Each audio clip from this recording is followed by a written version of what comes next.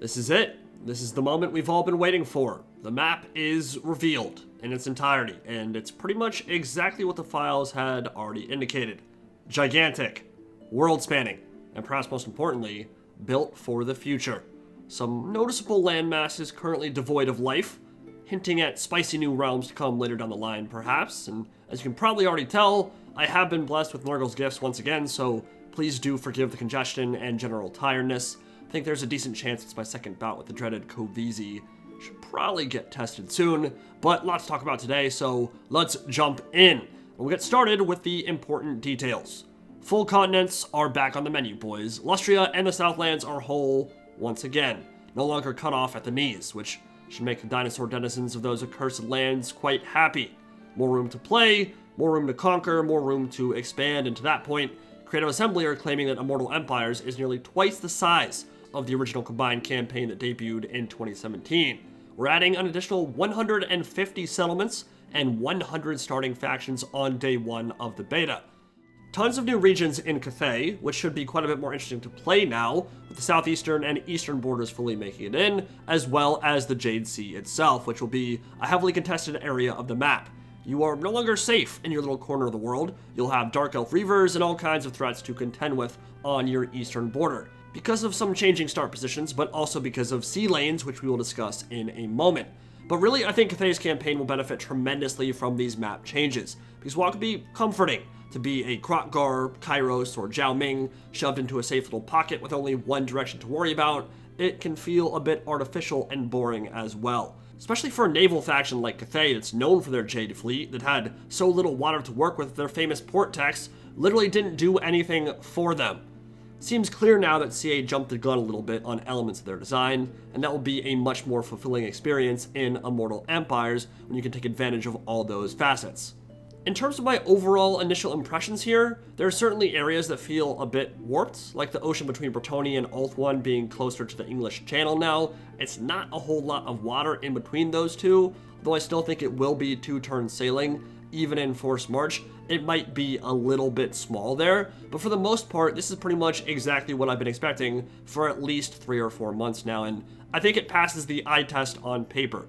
There is some compression. I think that was inevitable. The Southlands, for example, are not nearly as large as they were in the Great Vortex, but overall, pretty happy with what I'm seeing here. I do have a few reservations, though. I would have liked to see some more ocean off the west coast of Nagaroth. It looks very cramped up there, and I'm not even entirely sure you'll be able to sail a Black Arc down the length of the west coast, which feels like a kind of big missed opportunity and design flaw if you can't sail to the sea lanes from the northwest coastline of the Dark Elves' homeland, and they're kind of big on Black Arcs, so I'd say that's an important mechanic for all Dark Elf factions. And I am slightly nervous about how close together settlements will be in general, because as we've discussed in many other videos, there's already too many sieges and minor settlement battles going around, and these will really start to feel like a slog in a 200 or 300 turn Immortal Empires campaign, a problem that may be exacerbated by how close some of these cities will end up being to each other. But this is really one of those things where you can't tell just by looking at the map. You have to experience it for yourself to get a better understanding of how it all flows together, so I'll reserve judgment on that front until I've actually played it and had some more time to sink my teeth into it. In the blog, they say they won't be diving into the intricacies of start positions quite yet, although word on the street is they'll be covering that more in depth next week, but they did leave a couple hints here, and I wouldn't say they're even hints, they're more like just outright statements of where a couple lords are being moved. When they said, you may just find a certain Kraken Lord pillaging Grand Cathay, or a stealthy skink taking the fight right to Chaos' front door. Lokir 2 Cathay is an awesome choice, and it has the opportunity to become one of the most interesting start positions in the game if done well. When you look at that eastern coastline of Cathay, and all the sea lanes he'll have access to, it's an amazing stomping ground for our favorite hentai aficionado. All those rivers accessible to his Black Arc, the Blessed Dread, should make for a much more dynamic and interesting start location than his Chupayodal one in Game 2. As for Oxyotl, the stealthy skink, he can already take the fight to the front door of Chaos from where he is now in Warhammer 2 in the Northern Waste, so the fact that they're even bringing him up in this blog means he'll probably be one of the lords moved to the Southern Chaos Waste in Game 3. He may be joined by Malice, or Scarbrand, or Kugath, I certainly expect at least one of the Greater Demon Lords to move there, and maybe a handful of other characters as well. But that area of the map, the Southern Chaos Wastes, could get much more fleshed out as more Chaos characters are added to the game, because we know the North is replete with baddies in its current form. The South will also need some loving down there as well. So, let's talk sea lanes and clarify exactly how they will work and impact the experience at large. It's actually very simple how they work from a mechanic standpoint. You move a character or army onto the marker, they will disappear from the map for several turns, and then reappear at your chosen destination, simulating the time it takes to sail across the Great Ocean and the Boiling Sea. I don't think they're specific on how long that will take, but my guess would be 3 to 5 turns, probably closer to 3 than 5. Which naturally will open up the world and make it feel more interconnected than ever before, allowing Game 1, Game 2, and Game 3 races that would have never been able to interact previously to forge new alliances and opportunities for invasion. In terms of the sea lane locations, there are 3 in the Jade Sea to the east, 1 in the Sea of Dread south of the Dragon Isles, 1 in the Far Sea to the southwest of Lustria, 2 in the Sea of Squalls directly west of the Isthmus of Lustria, and a rather peculiar one, an 8th one, situated further north. Now you might be wondering why there's a lane icon in the Sea of Malice west of Karan Kar up in Nagaroth, and the reason for that is that it's a marker signifying the entry point to the Underworld Sea, a huge underground water system that links the Sea of Chaos to Nagaroth's western coast and the Boiling Sea beyond. It is a treacherous maze of dark tunnels and strange caves, and much of it, even by the year 2502 of the Imperial calendar, has not yet been mapped by explorers.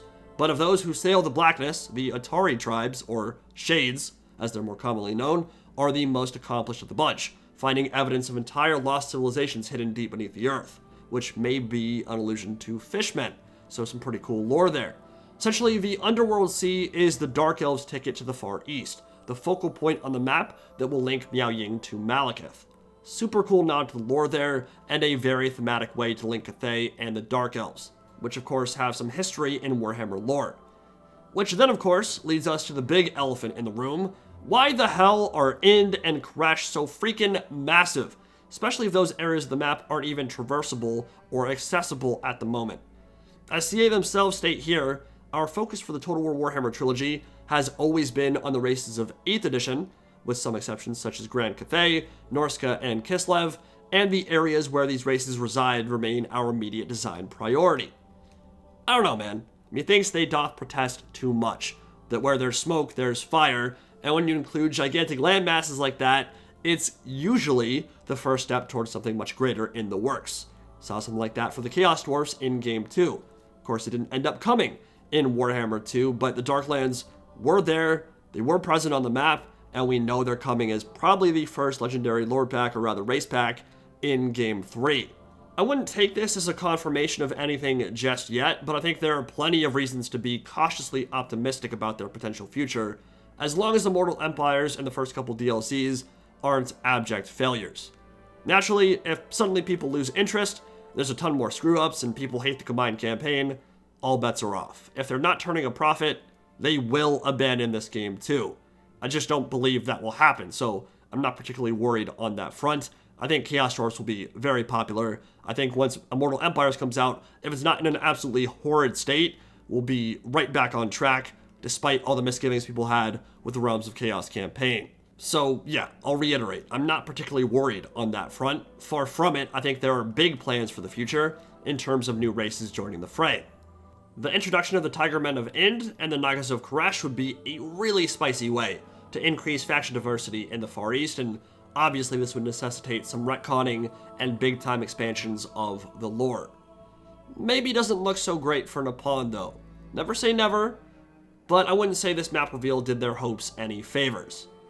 Now in terms of the interconnectedness of Immortal Empires, I am hoping east to west and west to east won't be the only opportunities for traversal.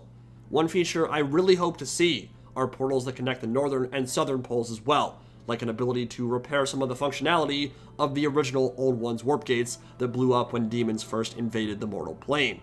Even if it required some additional investment from the player, like building certain infrastructure, and these would probably have to be pretty high-tier buildings, that would do a lot for Chaos factions, especially those that want full control of the chaotic areas of the map before moving on to greener and brighter pastures. I mean, for the same reason that sea lanes now exist and are a fantastic addition to the game, opening up the map and allowing players to traverse to new areas and conquer distant lands, trying out new strategies, features like that just adds a ton of replay value. And it would be a cool nod to the lore and provide some linkage with the technology that the old ones left behind when they kind of screwed off from the Warhammer world after the demonic invasions.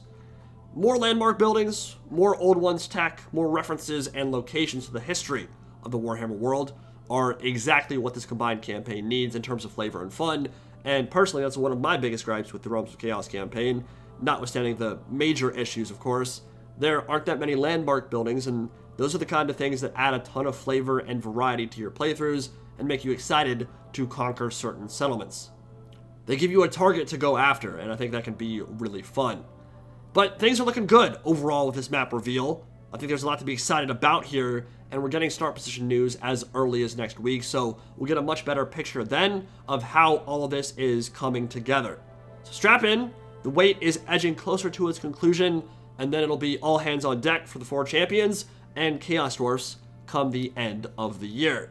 Let me know what you think of the map reveal, and I will see you all in the next video. Indy Pride, signing out for now. Have a good one, guys.